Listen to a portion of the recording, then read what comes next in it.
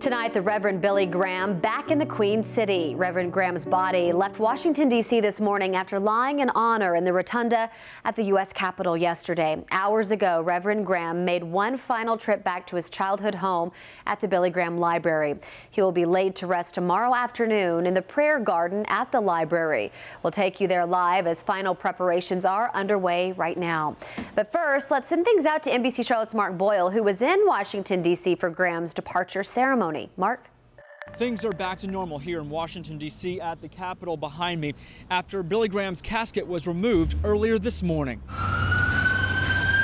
Seeing the Graham family motorcade drive onto the Capitol grounds in person this morning was certainly a moving experience. It was quiet here today, rainy and overcast.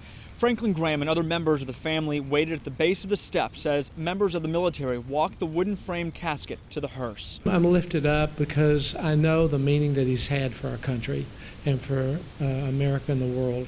And what an honor to be there to participate at this great moment for the United States and to honor their family. This morning's departure ceremony was brief, less than 20 minutes in fact. A flag that was flown over the rotunda was given to the family. On Wednesday, thousands of people waited for hours to get inside the rotunda to pay their final respects to the man who clearly touched so many across the world. Meanwhile, Congressman Robert Pittenger says Billy Graham will be part of history forever here in Washington, D.C. It's been approved and it will happen. Pittenger is talking about a statue of Billy Graham. The statue is said to replace this one of former North Carolina Governor Charles Aycock. We're told the statue will be designed and built in the next few months. There will be a statue of Billy Graham in the Capitol. It's been approved by the North Carolina legislature.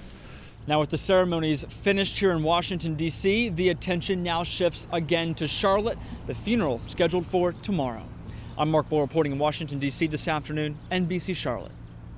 And again, Reverend Billy Graham's casket arrived back in Charlotte this afternoon, where final preparations are being made for his funeral tomorrow.